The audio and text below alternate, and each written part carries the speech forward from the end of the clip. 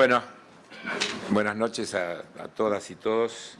En primer lugar, un agradecimiento a las autoridades de la casa, a Teresa, que la tengo acá enfrente, a Jorge, que no sé dónde se metió, pero por ahí anda, se fue. Bueno, le mandamos el saludo igual. Y a Parrilli, que es el presidente, que no está, y desde luego a Cristina, que es la gran referente de todos nosotros y de este lugar. El título que nos convocó, La soncera de la pesada herencia, inevitablemente a mí me llevó a Jauretche para tener un punto de partida, porque Jauretche escribió en 1968 el manual de sonceras argentinas. Y es notable porque yo voy a leerles algunas citas textuales de cómo la cosa sigue siendo la misma y cómo se repite y qué actualidad tiene. Esto es como, yo digo a veces cuando uno mira a Tato Bores y dice, parece que estuviera hablando de hoy, ¿no? Por ahí al cambiar algún personaje, pero hay cosas que no pierden actualidad. Dice por ahí, cuando trata de definir lo de la soncera, Jauretche dice, las sonceras de que voy a tratar consisten en principios introducidos en nuestra formación intelectual desde la más tierna infancia y en dosis para adultos, con la apariencia de axiomas para impedirnos pensar las cosas del país por la simple aplicación del buen sentido. Miren qué fácil que es. Dice, hay sonceras políticas, históricas, geográficas, económicas, culturales, la mar en coche. Algunas son recientes, pero las más tienen raíz lejana y generalmente un prócer que las respalda. A medida que ustedes vayan leyendo algunas, se irán sorprendiendo, dice, como yo oportunamente, de haberlas oído y hasta repetido innumerables veces, sin reflexionar sobre ellas. Y lo que es peor, pensando desde ellas, que creo que es fundamental, porque a todos nos pasa, que nos instalan determinadas cosas y el pensamiento desde allí, entonces ya está distorsionado.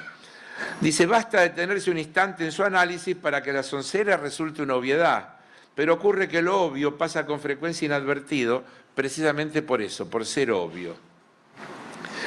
Y esto es un poco el tema de la pesada herencia, que es una gran soncera, una enorme soncera. Yo digo que en realidad lo que este gobierno está haciendo es disfrutando de la holgura de la bonanza recibida, no sufriendo la pesada herencia. ¿Qué pesada herencia? ¿Qué pesada herencia?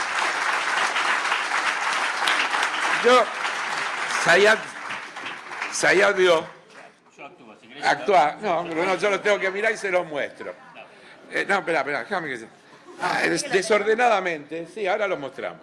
Yo preparé uno, no sé, yo pensé que no iba a haber tanta gente, ¿no? Y que íbamos a estar más cerca y que con los cuadritos, pero igual se van a dar cuenta.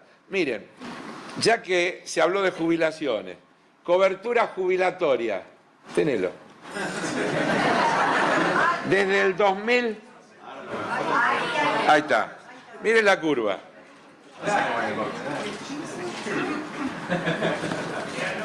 ¿La ven? 66% tenía cobertura jubilatoria en el 2000, 97% con los planes de inclusión, las moratorias, etcétera, etcétera. Pesada herencia. Hay más jubilados, más gente con beneficio. Desde junio me jubilo yo, Bueno, miren, listo. Miren, 21. Tasa de desempleo. En el 2003, 20,4%. En el 2009, que había una crisis internacional fenomenal, 9,1%. En el tercer trimestre del 2015, 5,9%. Pesada herencia. La cantidad de gente desempleada pasó de 20,4%, 20% en el 2001, a 5,9% en el 2015. Entre paréntesis, una de las mentiras que utilizó el presidente cuando dijo que vetaba la ley porque esa ley había demostrado su fracaso. Bajá lo que te vas a calambrar. Mostraba su fracaso. Está bien. Mostraba su fracaso y por eso él no iba a aprobar leyes que no servían para nada porque esta ley ya había fracasado. Mentira, esa ley se sancionó en el 2002 y tuvo vigente hasta el 2007 y el desempleo bajó considerablemente en ese periodo, no porque había una ley que generaba la doble indemnización, sino por el conjunto de las políticas activas que se hicieron que generaron empleo. Nadie desemplea por perversidad, porque le gusta, es un empresario echa gente por diversión. Es que cuando hay crisis, siguiendo con la referencia esa ya, siempre la crisis se ajusta por lo más delgado, y los más delgados son siempre los laburantes. Entonces, lo primero que se hace es eso, se suspende, se despide, a ver si se puede encontrar equilibrio nuevamente en la ecuación. Yo les digo, sobre todo, siempre a las pymes, no se equivoquen, porque sus intereses son los mismos que sus trabajadores. Solo puede ser que ustedes los castiguen a ellos un poquito antes de que les toque a ustedes. Pero cuando ustedes tienen que empezar a echar empleados, dentro de poco van a tener que cerrar la empresa. Porque, entonces, piensen que tenemos los mismos intereses. Miren esto. Crecimiento PBI per cápita. ¿Cómo le fue? Pesada herencia. Entre el 94 y el 99 el país crecía al 1,6% anual. 94-99, década de los 90. En el 2000-2001, donde explosiona y todo lo que le querramos decir, el modelo que se vino aplicando, menos 0,3,6 de caída. Promedio 2003-2014, 4,6 de crecimiento del Producto Bruto por cápita en la Argentina.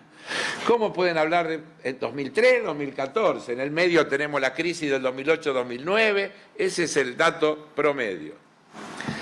Y en particular, esto que tiene que ver fundamentalmente con el empleo, las políticas que el gobierno de Néstor y Cristina llevó adelante, entre otras cosas, tenían como objetivo trabajar contra la primarización de la economía en una tendencia que la globalización intenta consolidar. Argentina es el país de la región que ha obtenido los mejores resultados, el que menos primarizó su economía durante los años de los gobiernos de Néstor y Cristina.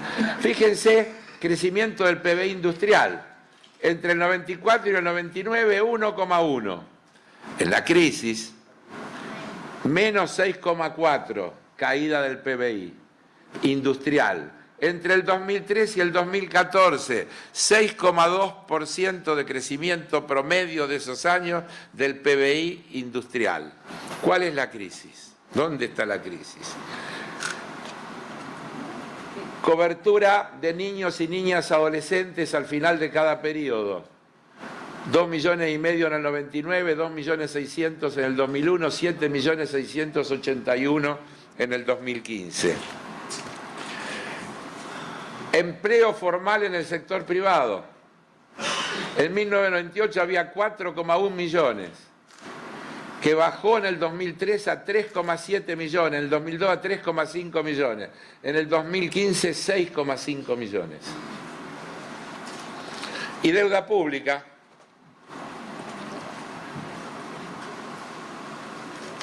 Deuda pública en porcentaje del PBI, porque así se mide, no se puede medir en un valor absoluto.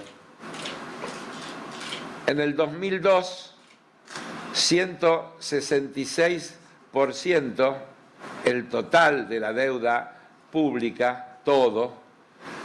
En el 2014, 42,8%. Acá está la deuda externa, la interna, todo lo que el Estado debe.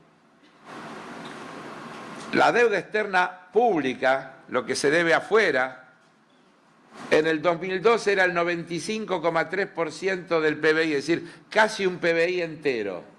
En el 2014 bajó al 13%. Entonces piensen ustedes, miremos esos datos más algunos más que no traje cartoncito. Pero que sirven, que sirven. ¿Cómo se mide una herencia, la situación de un país? Porque resulta que mostramos que hay un nivel de desempleo bajísimo, bajísimo. Desde luego uno debería decir, bueno, sí, el ideal es cero.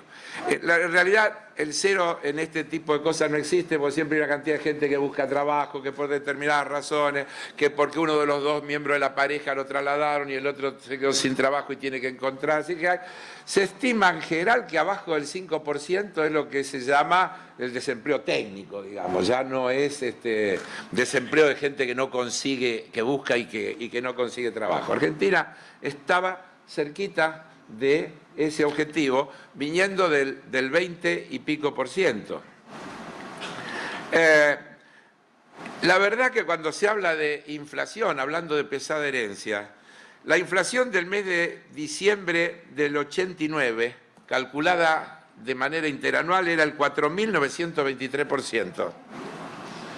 La inflación anual, tomando como referencia la de diciembre de 1989, era el 4.923%. La misma inflación interanual, diciembre del 2015, estaba entre el 25 y el 27%, porque el conjunto de las políticas públicas que se aplicó, y después vamos a hablar un parrafito de eso, había logrado una importante desaceleración de la inflación, pero sin afectar a la ciudadanía, más bien al contrario. Ya di los datos de la deuda.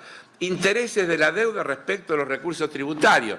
¿Qué esfuerzo tiene que hacer el país para pagar los servicios de su deuda? En el 2001, los intereses de la deuda se llevaban el 22,4% de todos los ingresos que tenía el Estado.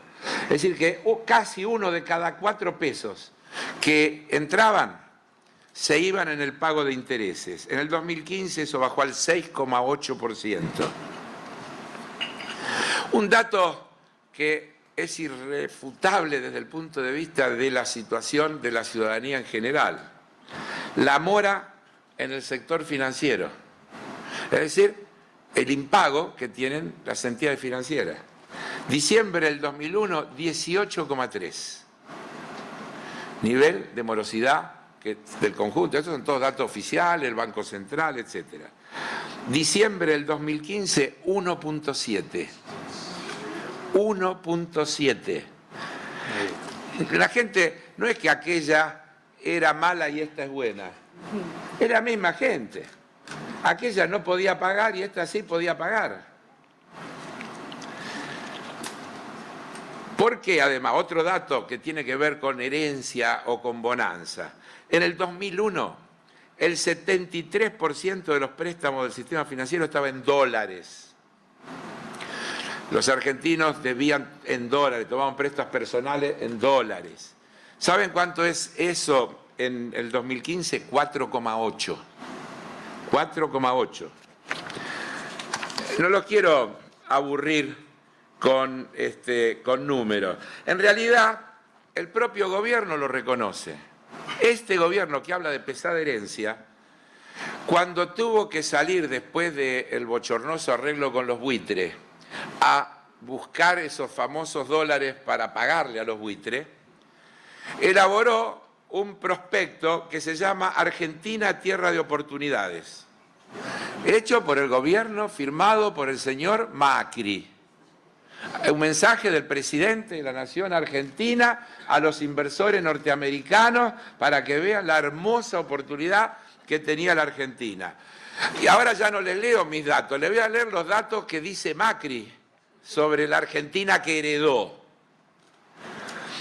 Argentina ocupa el primer lugar en el Índice Latinoamericano de Desarrollo Humano, así como también el primer lugar en el Índice de Educación, con un 98% de alfabetismo. Tiene la segunda proporción más alta de población perteneciente a la clase media, el menor coeficiente de Gini de la región. El coeficiente de Gini, ustedes saben, es el que mide el nivel de desigualdad, el menor nivel de desigualdad de la región. 110.000 graduados universitarios por año.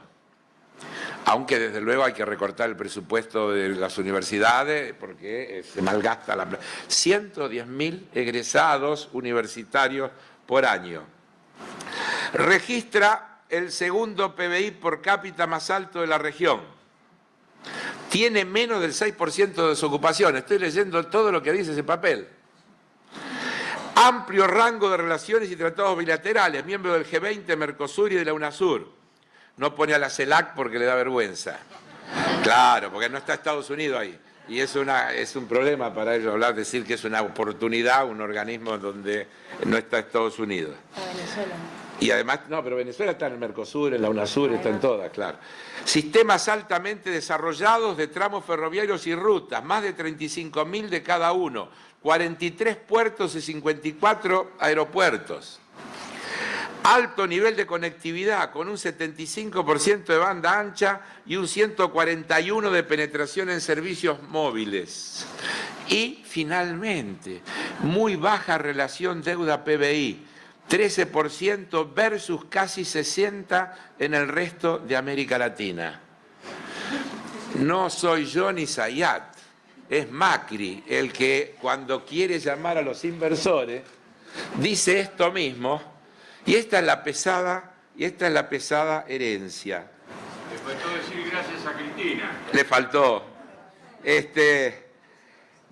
Entonces, claro, acá ya lo dijo Alfredo y uno lo tiene que repetir y encaja con lo de Jauretche. Nos enchufan algunas cosas, nos las machacan, las instalan y parecen verdades reveladas y nos matamos tratando de explicarlas porque es tal el poder comunicacional de la instalación de esas cosas que se convierten en el sentido común.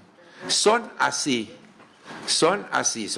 porque lo dice Clarín, lo dice La Nación, lo dicen a la mañana en la radio, lo vemos en la televisión, la misma noticia se recicla y toda una cuestión que terminan convirtiendo cosas horrendas en no tan horrendas y viceversa, y en cosas buenas en horrible. Cuando uno avanza con las cosas de Jauretche, que yo me enganché con Jauretche porque, por ejemplo, hay una, dice la soncera número 32, de las 44 que él enumera, que se llama Las Fuerzas Vivas. Dice Jauretche, esta soncera consiste en considerar solo como vivas a determinadas expresiones económicas del país como si su dinámica dependiese exclusivamente de ellas. Así, en principio, son fuerzas vivas solamente los empresarios. No lo son ni los sindicatos, ni las Fuerzas Armadas, ni los clubes, ni los hombres aisladamente. Dice, y a fuerza de repetir esta soncera, el país nos parece compuesto de los sectores activo, que es el que constituyen las fuerzas vivas, y el pasivo, que por no formar parte de ellas es solo un recipiente de la actividad de estas. De ahí surge una sobreestimación del capital y una subestimación del trabajo, es decir, del dinero y del hombre respectivamente. Tiene una enorme actualidad y una enorme profundidad esta cita, porque uno podría decir, de eso se trata. Como cuando Clinton dijo la frase, la economía estúpido, de eso se trata. El invento de la pesada herencia es la justificación de la construcción del ajuste. Y el ajuste es un cambio de modelo de acumulación y de distribución. Ustedes saben que en química dicen nada se pierde, todo se transforma. En economía yo digo nada se pierde, solo cambia de manos. Es decir, ahí está la riqueza y o se acumula, hay dos políticas, no hay magia. Es cierto, esto no es magia, es verdad, no existe magia, existen políticas públicas y las políticas públicas hacen que las cosas vayan en una dirección o en la otra. Entonces, si vos le sacás las retenciones a los productores agropecuarios y a los mineros y eliminás los subsidios a las tarifas de los servicios públicos, ¿qué estás haciendo? Estás cambiando de mano y además tenés que mejorar la situación fiscal, porque todo eso lo quería hacer en el marco de mejorar la situación fiscal. Lo que estás haciendo es un traslado de ingresos de un sector al otro. Cuando devalúan, mienten descaradamente diciendo que necesitan devaluar para poder exportar más, para poder entrar en los mercados internacionales. Es una mentira flagrante. La soja vale los mismos dólares con devaluación o sin devaluación, el petróleo vale lo mismo con devaluación y sin devaluación. Lo que produce una devaluación es el cambio de los precios relativos de las cosas. El cambio de los precios relativos de las cosas. Con una constante. Una devaluación es exitosa cuando el precio del trabajo se atrasa. Es así. Piénsenlo rápido. Piénsenlo rápido. Miren, imagínense que se devaluó el 50% y que al día siguiente aumentó la carne el 50%, el pan el 50%, el colectivo el 50% y los salarios el 50%. ¿Dónde estamos? En el punto de partida, tienen que devaluar de vuelta. La devaluación es una herramienta de transferencia de recursos de un sector a otro. Ellos lo llaman que recuperar competitividad. Otra palabreja. Para ellos recuperar competitividad, como nos dijo el ministro Triaca cuando vino a explicar el tema de por qué el gobierno se oponía a la sanción de esta ley, Argentina tiene elevados costos laborales. Lo dijo con todas las palabrejas. Y desde luego, si tiene elevados costos laborales y hay que recuperar competitividad, hay que bajar los costos laborales. Eso se logra con una disminución. No se puede bajar el salario nominal. Eso lo quiso hacer alguna vez López Murphy y se dio el país. Entonces hay que ser más sofisticado, hay que aumentar el precio de las cosas de manera que el salario pierda valor real. Entonces se devalúa. Y después se flexibiliza. ¿Qué es lo que falta? ¿Qué se flexibiliza? Todos los costos laborales. Si hay un costo indemnizatorio, si hay un costo de los aportes patronales a los sistemas previsionales y de obras sociales, etcétera, etcétera, etcétera. Todos esos son finalmente costos laborales. El costo de un trabajador no es solo lo que el trabajador se lleva en el bolsillo, sino todos los otros costos que la protección que ese trabajador tiene cuestan. Y eso se llama pérdida de competitividad. Me engancho con otra cosa. Y el ejemplo sirve para hacer otra referencia a lo que está haciendo este gobierno. En Estados Unidos, las multinacionales se van al otro lado de la frontera, a México, y fabrican en México las cosas que después le venden a los ciudadanos norteamericanos. ¿Saben por qué hacen eso? Porque el salario mexicano es una séptima parte de lo que es el salario de un trabajador en Estados Unidos. Entonces, como tienen tratado de libre comercio, producen en México y alguien puede decir, pero crean trabajo. Sí, miren la calidad que tendrá ese trabajo que los mexicanos no saben cómo hacer para cruzar la frontera, los matan tratando de cruzar la frontera porque eso es trabajo esclavo, es trabajo inhumano, es trabajo indecente, es trabajo sin ningún tipo de protección. Pero ¿por qué lo engancho? Porque estos días hemos escuchado, ayer mismo a nuestra canciller, decir que si bien para nosotros el Mercosur es una cosa importante, estamos mirando con atención la Alianza para el Pacífico. La Alianza para el Pacífico, México, Colombia, Perú y Chile, piensen una cosa, México, Tratado de Libre Comercio con Estados Unidos, NAFTA. Por lo tanto, un tratado de libre comercio con la Alianza para el Pacífico es, de hecho, un tratado de libre comercio con los Estados Unidos. Es el ALCA, es aquello que Néstor Chávez, Lula, le dijeron al señor Bush en Mar del Plata, no queremos tratado de libre comercio porque eso nos condena al subdesarrollo, a la dependencia eterna, queremos construir nuestras naciones desde otros parámetros, con otra autonomía, etc. El presidente de la Argentina va a ir ahora como observador, pero con el objetivo de pedir la incorporación de Argentina a ese tratado. Y lo disfrazan de, ¿cómo lo llaman? Hay que entrar en el mundo. ¿Vieron? Esa es otra de las enormes sonceras que nos instalan. Macri la dice cada vez que habla. Esto nos permite reinsertarnos en el mundo. ¿En qué mundo? ¿En qué mundo queremos estar insertos? Ellos nos insertan a nosotros. Ellos nos insertan a nosotros. Ah, bueno.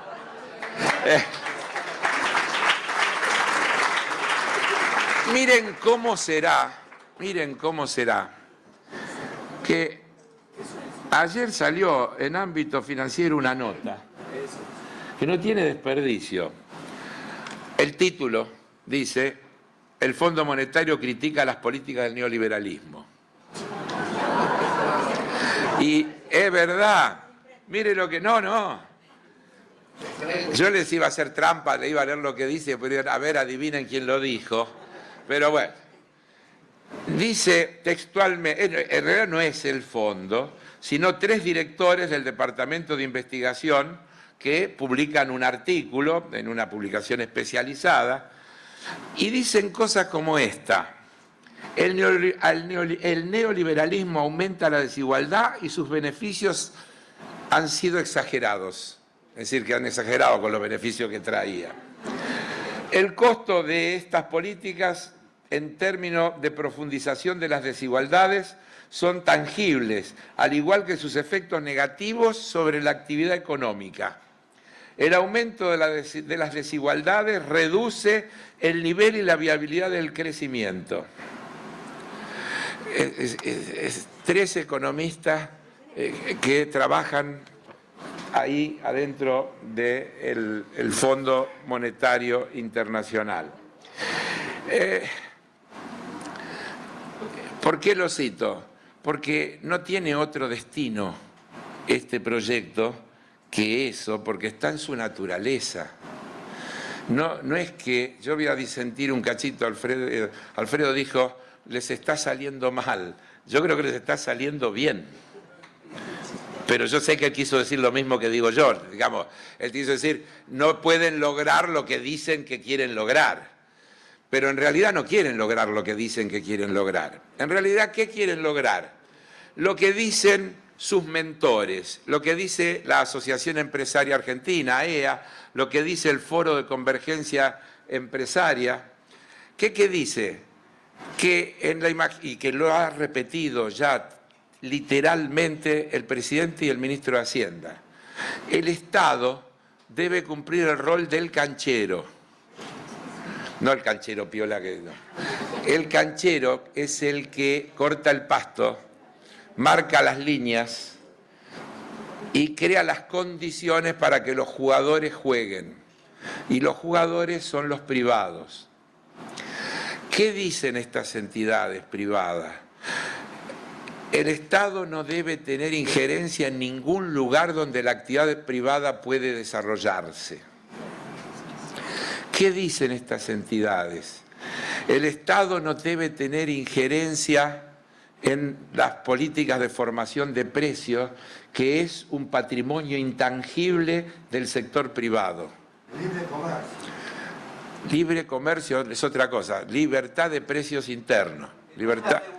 Que no haya ningún tipo de regulación. La regulación es el mercado. Por eso ellos la herramienta que tienen es la vieja Lita de Lázaro, y camine, señora, camine, que, ¿se acuerdan? Lita de Lázaro. Entonces, la competencia y la transparencia. Ellos van a publicar todo y usted comprará la leche en La Matanza, el aceite en Avellaneda, y así buscando en cada lugar donde encuentren las ofertas, se pasará de la mañana a la noche, además no va a tener trabajo, va a tener mucho tiempo para ocuparse en ir a recorrer.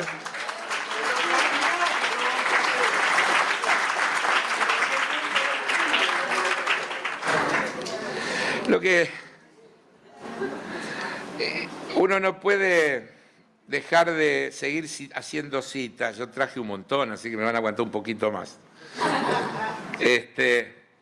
Hace unas semanas apareció en el diario El Cronista una nota levantada del Financial Times. Es decir, mejor fuente imposible. ¿Sabe cuál es el título? Ex banqueros de Wall Street están bien representados en el gobierno de Macri. No lo digo yo ni Zayat. No, lo dice el Financial Times, hablando del gobierno de Macri. Y en uno de los pasajes de la nota dice: ningún banco está mejor representado que el JP Morgan, con algunos ex empleados en altos cargos, entre ellos Alfonso Pratgay, el ministro de Hacienda, Luis Caputo, el secretario de Finanzas, Miguel Gutiérrez, presidente de YPF, la empresa de energía controlada por el Estado. Otras instituciones bancarias como el Deutsche, Goldman Sachs, Barclays, Morgan Stanley también cuentan con ex empleados en importantes cargos dentro del gobierno de Macri, en marcado contraste con una actitud abiertamente hostil hacia ese mundo de las finanzas globales bajo la populista administración anterior de Cristina Fernández de Kirchner. Es cierto. ¿Qué va a hacer? Dice, en este momento, sigo citando la nota, existe una atmósfera ligeramente similar a la de un club de amigos.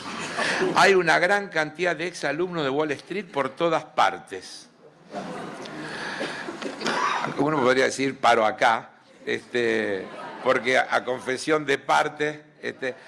el otro día lo escuchamos al jefe de gabinete decir: el país lo recibimos casi quebrado y estamos tratando de evitar una crisis estructural.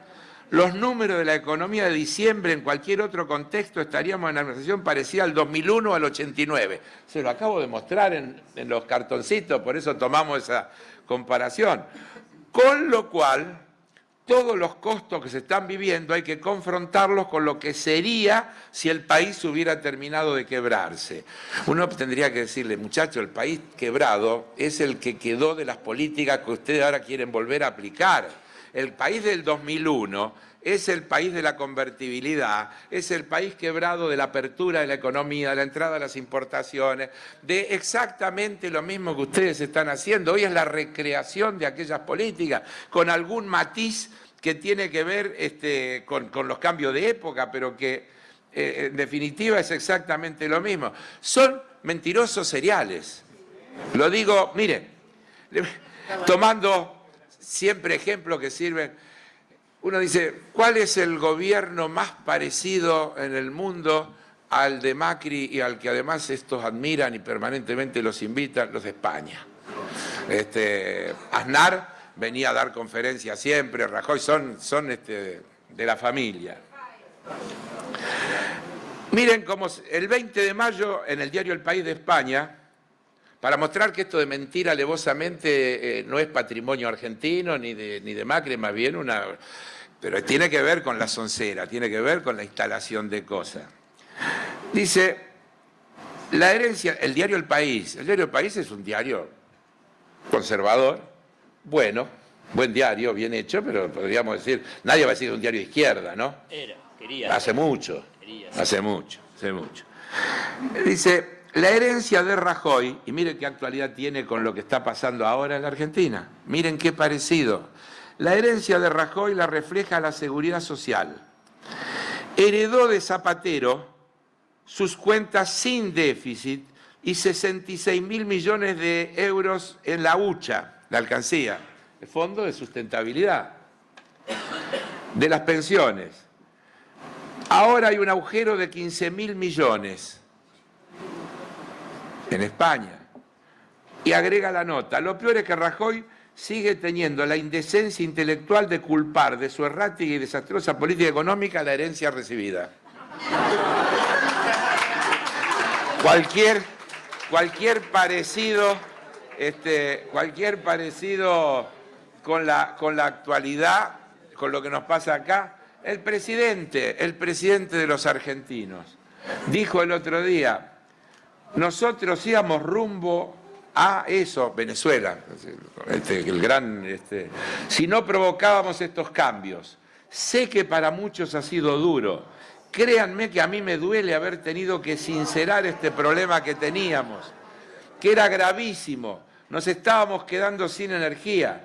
Si hubiera habido una fórmula, una solución, hubiera evitado para mí como presidente aumentar las tarifas. La hubiera tomado, pero no existía otra manera de garantizarles un futuro, porque un país sin energía no puede funcionar. Y sigue, qué sé yo, macaneando.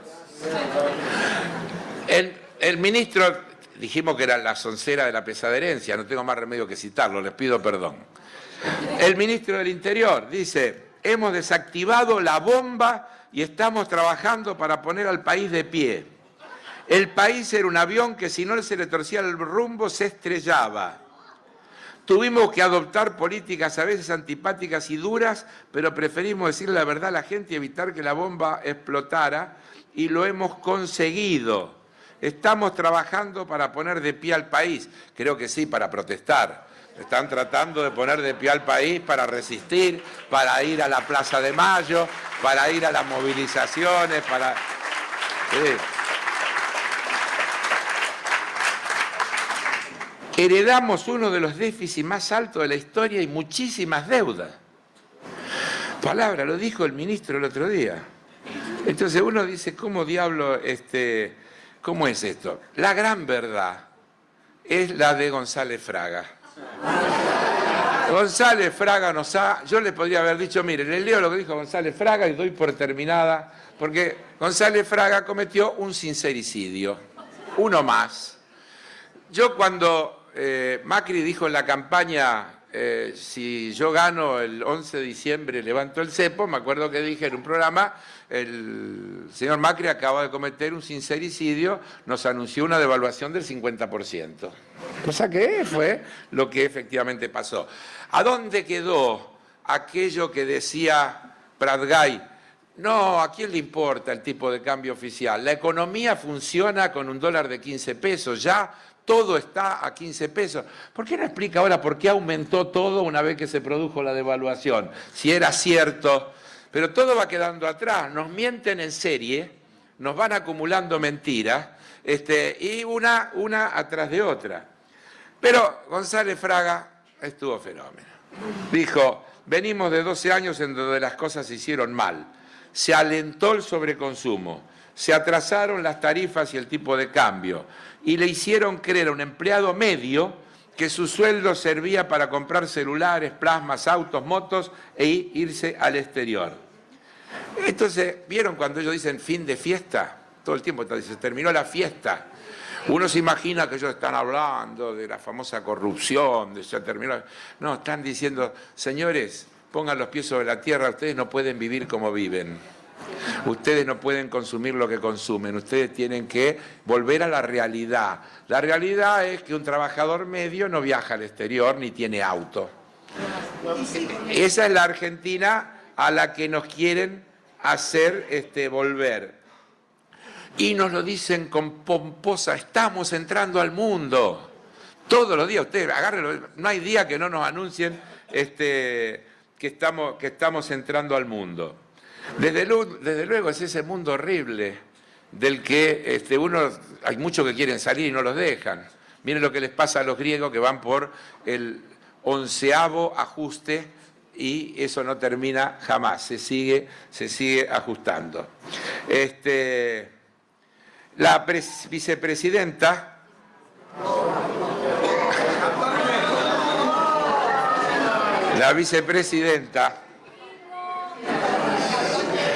fue todavía más allá que González Fraga. Dijo una mentira que según dice que terminó acumulando un 700% de inflación y dejó otro coletazo de aumentos muy fuertes para estos últimos meses. Y esto es una soncera fenomenal que pretende que nosotros, los sonsos, no nos demos cuenta qué pasó con la devaluación, con los tarifazos, con la baja de retenciones, con todo lo que estos muchachos hicieron, y dicen que el problema fue el 700% de inflación que hubo entre el 2003 y el 2015. Y acá voy a decirles una cosa que los va a sorprender. Es verdad, hubo un 700% de inflación. 709, exactamente, es la inflación. Pero se comieron el resto de los detalles. Los salarios privados registrados aumentaron en 1.513. Miren qué diferencia. Los salarios totales, incluyendo los trabajadores no registrados y los empleados públicos, 1.138. Y la jubilación mínima, 920%. Entonces, ¿qué pasó? Hubo otra definición de lo que es la inflación. La inflación no es un fenómeno monetario o de exceso de gasto público, sino producto de puja distributiva. Un Estado presente que generó el ambiente para la mejora salarial con las paritarias libres, abiertas, y que generó condiciones protegiendo a la industria nacional de la competencia de las importaciones, y que generó estímulos a la demanda con planes como el Procrear o el Ahora 12, frente a cada situación de la invasión del mundo al que ahora nos están metiendo, con medidas contracíclicas internas pensadas para fortalecer el mercado interno, generaba una puja distributiva porque faltaban medidas para impedir que el sector formador de precios se reapropiara de parte de esa política de distribución y que aumentara los precios. Eso se fue corrigiendo con los precios cuidados. Se llegó al final del proceso del gobierno de Cristina con la sanción de 3 leyes que eran herramientas fundamentales para entrar en las cadenas de valor, para poder entender por qué el productor de leche sigue diciendo que con lo que le pagan no puede producir, y el consumidor que va a la góndola dice no puedo pagar lo que me piden, o el productor de manzana del Valle de Río Negro, otra gran mentira, la devaluación. Le siguen pagando 48 centavos el kilo, como le pagaban antes de la devaluación. Con el beneficio de la devaluación se quedaron los exportadores, las compañías, y no los productores. Entonces, no terminó el gobierno anterior de resolver totalmente el tema de la puja distributiva, y como decía Alfredo, porque la economía es eso, es tensión. ¿Pero qué es? Es tensión por la distribución, por cómo se acumula y cómo se distribuye. No hay economía sin tensión. La economía siempre va a generar tensión, en un sentido o en el otro. Ahora la tensión es con los sectores más vulnerables, que, como también dijo Alfredo y comparto, no son solo los pobres y los excluidos, son de los sectores medios para abajo, son los profesionales, son los maestros, son los profesores, son los comerciantes, son todos los que van a sufrir indefectiblemente el impacto de estas políticas de acumulación y distribución regresiva que este gobierno está llevando adelante. Entonces, la inflación hay que atacarla como un síntoma de una enfermedad. Para eso hay que definir bien la enfermedad. Si uno se equivoca en el diagnóstico, aplica la medicina incorrecta. Estos muchachos van a bajar la inflación con un costo social altísimo. Hay que bajarla de otra manera. Esto va a generar desempleo, pobreza, etcétera, etcétera. Y represión, porque no hay ajuste posible que se pueda llevar hasta a fondo si no viene acompañado de represión. Y si no, miren Francia en este momento, donde justamente en función de la competencia de competitividad que tienen con sus aliados alemanes, quieren avanzar en un proceso de regulación laboral. ¿Cómo entra ese proceso de regulación laboral? No lo pudieron aprobar en el Parlamento, lo metieron por decreto. Salió la gente a la calle, la matan a palo. No hay ajuste posible si los ajustados resisten.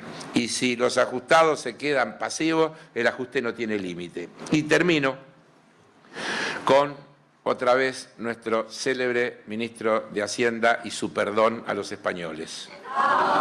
Otra soncera inevitable. Yo les podría hablar 1 hora, tengo un artículo acá, tengo un trabajo hecho sobre la cantidad de barbaridades que esos empresarios españoles hicieron en la Argentina en los 90. Vaciaron aerolíneas, vaciaron YPF, se quedaron con todo. Dicho sea de paso, hoy mismo, hace un mes, leía un informe de la economía española y dice que los 2 grandes bancos españoles que operan en la región, el Bilbao Vizcaya y el Santander, obtienen la parte principal de su rentabilidad en América Latina y no en España. Es decir, acá ganan guita, y se la llevan para allá. Y desde luego que estaban enojados con el gobierno de Cristina porque no se la dejaba llevar, se la obligaba a reinvertir. ¿Cómo no iban a estar enojados? Digamos que desde su lógica tenían razón. El ministro dijo que le pedía disculpas por las atrocidades, las barbaridades que había cometido el gobierno anterior con los inversores españoles, y le dijo que estaban las puertas abiertas. Incluso le preguntaron por Repsol y le dijo sí, será bienvenido. Así que esperen que todavía la película recién la estamos empezando a ver. Yo digo, solo nos falta que ahora, el 9 de julio, en el Bicentenario, le volvamos a pedir disculpas a los españoles por haber declarado la independencia, que será el sumum de las onceras. Muchísimas gracias.